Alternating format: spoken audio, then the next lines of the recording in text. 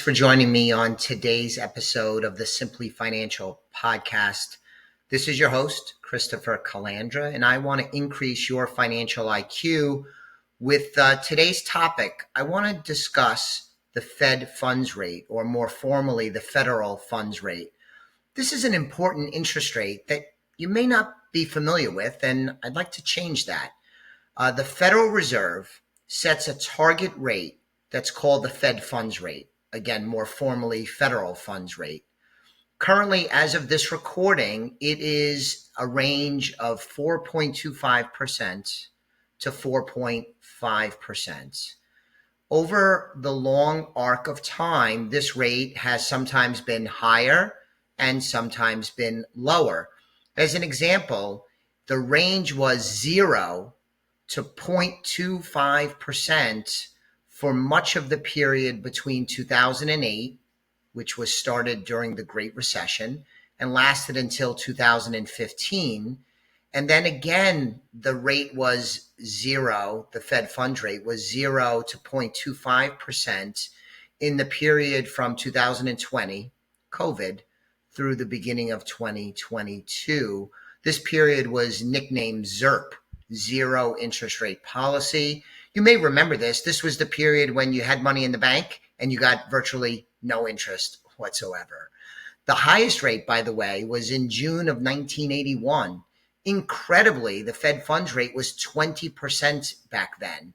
This was a period of skyrocketing inflation and a significant energy crisis. What happens is, depending on the policy the Federal Reserve is engaged in, they'll either keep the rate steady, unchanged, or increase the rate or decrease the rate. Simply put, when the Federal Reserve wants to fight inflation like it did recently in 2022, 2023, and the fight actually is still on, but a much calmer fight than back then, the Federal Reserve will raise interest rates. That's one of the policy levers they have to fight and wrestle inflation under control. When they want to spur economic growth and they want to kind of grease the wheels and get things going, they will lower interest rates. So you'll see Federal Reserve policy usually in times of crisis, like COVID, like the Great Recession, will lower interest rates. That's simplification. There's more complexity to it, but you get the idea. So what is the Fed funds rate? It is the interest rate that banks charge when they are lending money to each other overnight. Now, you might be thinking, why do banks have to borrow money from another bank?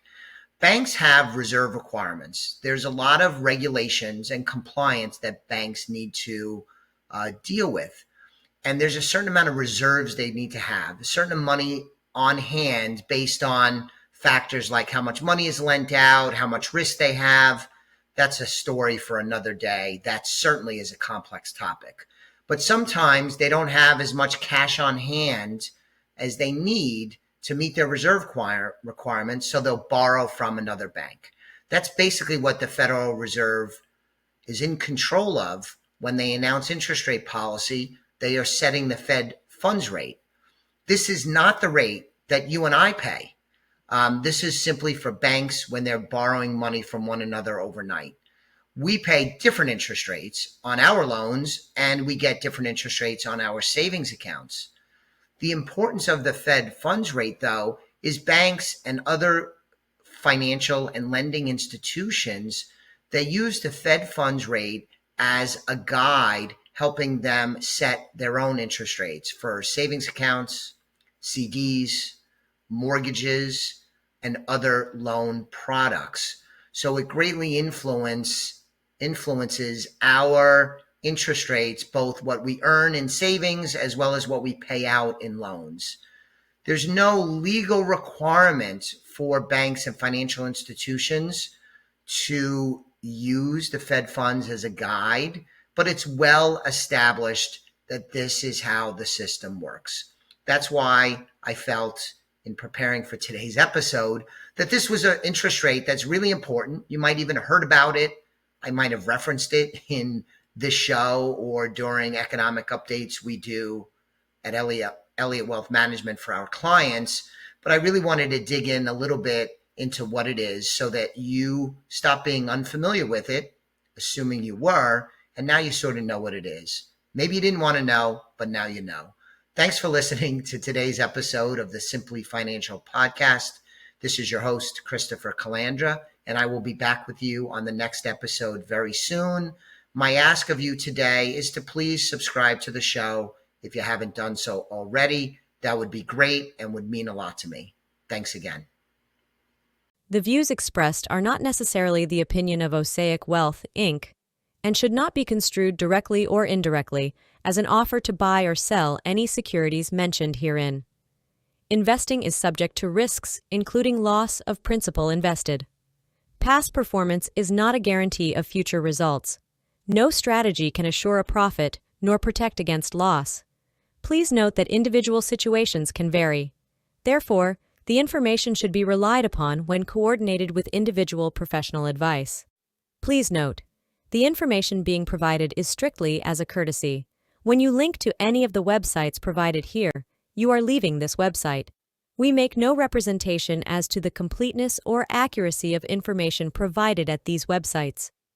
Nor is the company liable for any direct or indirect technical or system issues or any consequences arising out of your access to or your use of third-party technologies, websites, information, and programs made available through this website. When you access one of these websites, you are leaving our website and assume total responsibility and risk for your use of the websites you are linking to. Securities and advisory services are offered through Osaic Wealth, Inc., member FINRA, SIPC. Insurance services offered through Elliott Wealth Management Services, LLC, not affiliated with Osaic Wealth, Inc.